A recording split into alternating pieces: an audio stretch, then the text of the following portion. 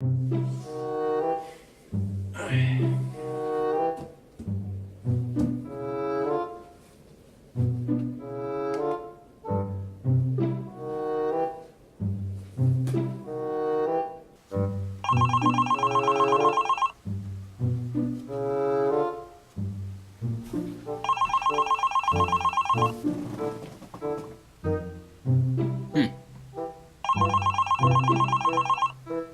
then.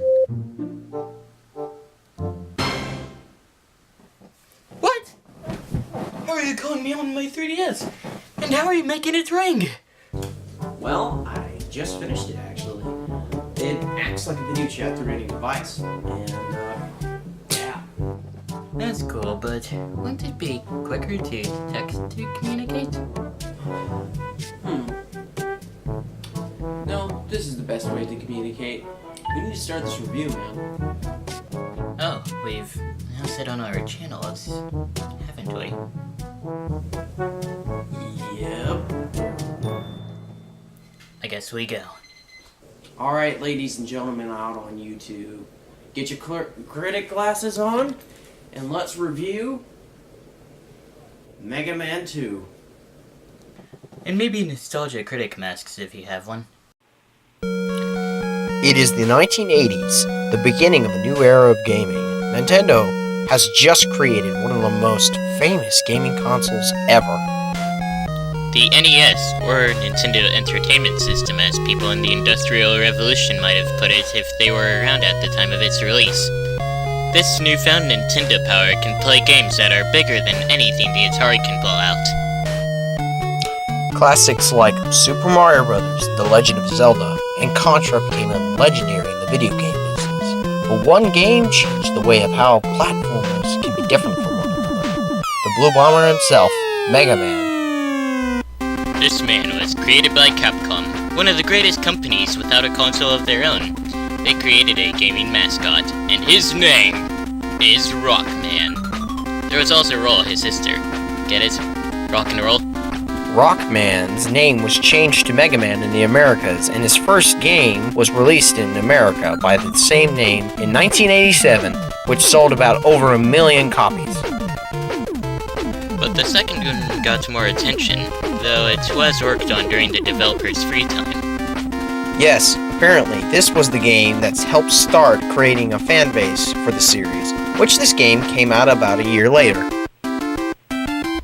As for the story, it is 20XX, and Dr. Wily is up to his no-good shenanigans. Except he changed one thing in his plans from the last time. He made his own robot masters. And also there's 8 of them instead of like 6.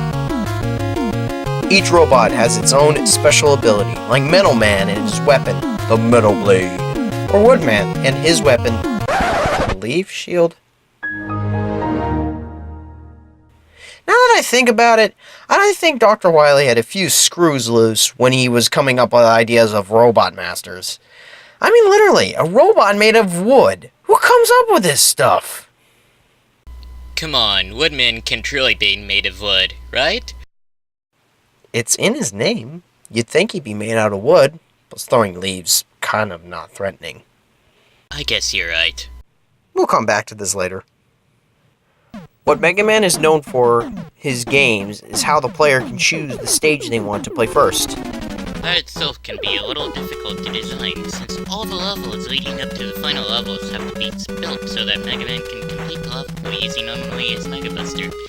And they have to have the same level of difficulty so it won't get too boring after defeating half the stages.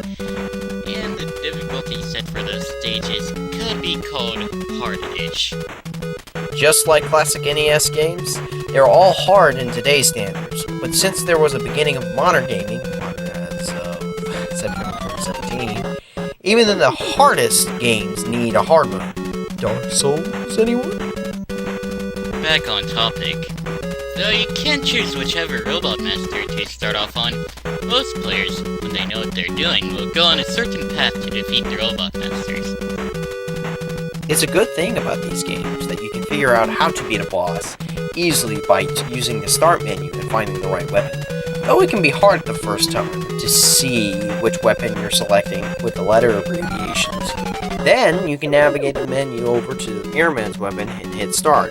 Continue fighting Crashman, where you paused with really no consequences other than you have a new weapon.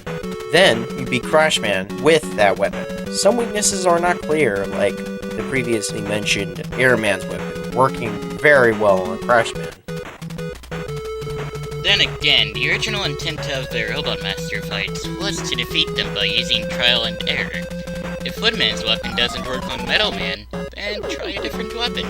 Now let's go on to the physique of Mega Man. This is a classic Mega Man game, and he is associated with jumping and shooting, whereas Egoraptor says, "Jump and shoot, man!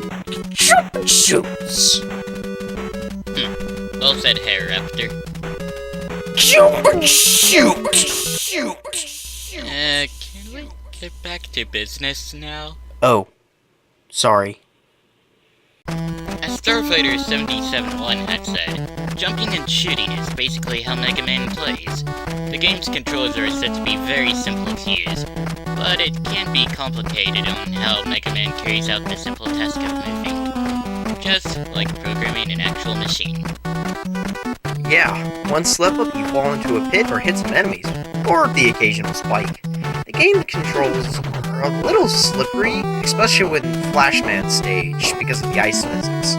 Now, as for the graphics, it's an 8-bit wonder to behold. Each and every pixel helps create a vibrant and colorful game for the time. A lot of the problems with early Mega Man games, like Mega Man 1 through 3, were the graphics. Yes, they are colorful, but the sprite flicker in this game is ridiculous.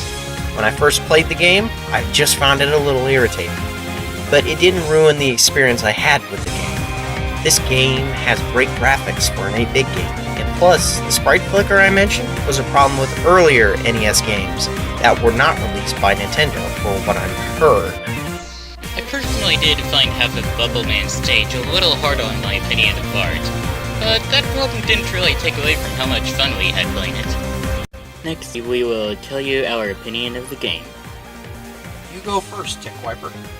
Alright then. Wait a second. What is this music? Welcome to Collab is Brawler! Who are you? Of course. It's me, Master Brawler. That's your problem, of course. How did you get here? There's no time to explain. What are you doing? We're wrapping up a review on Mega Man 2. And you didn't even invite me. Sorry about that. Are you doing a collab? I heard someone else talking other than you when I made my entrance. Yes. What? You know what happens, Mike Tom, when you're in this collab and I'm not? You know what happens, Tom Mike? What happens? You just made the list! That's Master Brawler for you. What's the list? Don't question my broken brilliance. Would you like to join us in giving your opinion about Mega Man 2? That's what I came here for. Let's do this! Capcom's second installment of the Mega Man series is fairly and a little unfairly easy. The hardest parts of the game for me were actually the disappearing platform section in Heatman stage, this little son of a gun in Crashman stage, the yellow beams in Quickman stage, and this boss, which I dubbed the security system, in Wily Castle stage 3. On my technically second playthrough of this game, I noticed that the truly useless weapon in my opinion wasn't a bubble head anymore, but the leaf shield. But the most powerful weapon was still the all-powerful Metal Blade. One could say that the system in which you choose whatever stage to start on can be flawed, since almost everyone who plays this game will start on Metal Man's stage right away.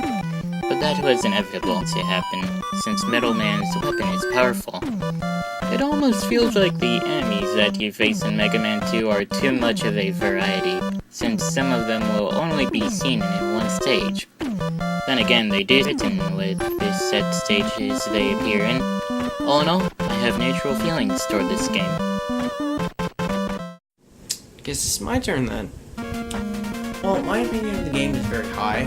I really like it. It's one of my favorite Mega Man games. And that's where I think a lot of people start. Like, Mega Man 2 that's the usual place. I do like the Robot Masters in Megaman 2, because those are pretty cool looking guys. I definitely like Quickman. Quickman's actually a really cool boss to fight. Stage? Oh, I had the hardest time on, but it was fun. I like that stage a lot. My other favorite stages would probably be the Wily stages, except the second to the last one, the one where you had to fight the stupid turret boss. I hated that boss. And you had to use Crash Motor to get rid of all those turrets and everything, and you had to time it right.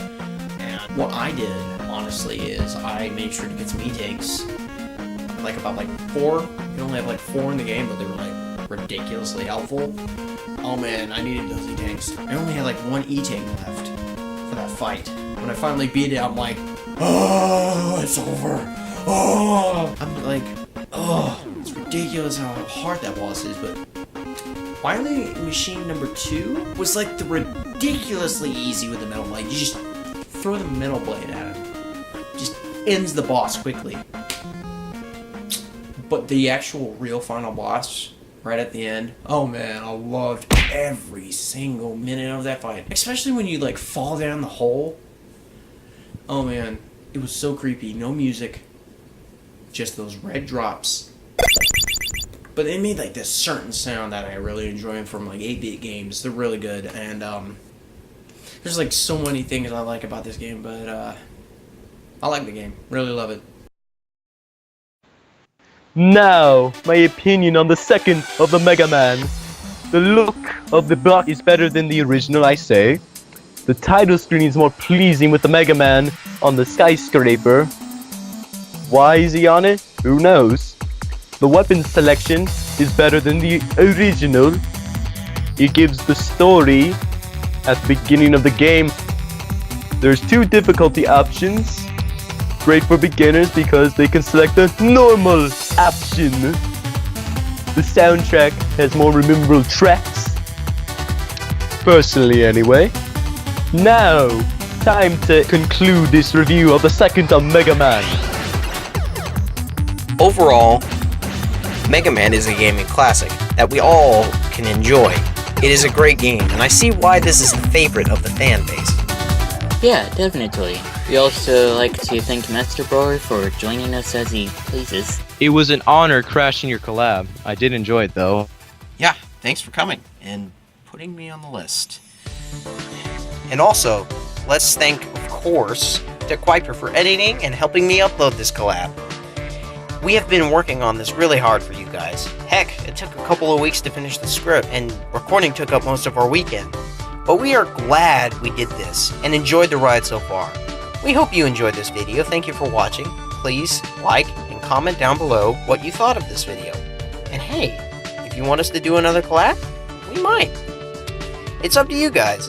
And also, if you're both new to our channels, subscribe and make sure to hit the bell icon. See you guys later. Bye. As we're checking in on new content, if you don't want to be flooded with notifications, you could click on those 3 bars at the top left of the YouTube homepage on desktop to display the most recently active YouTubers you subscribe to. On mobile, click on this button right here on your homepage to display the most recent videos from your subscribed channels. I'll see you around, not literally. And this is Master Brawler. Have a nice day, you lovely people.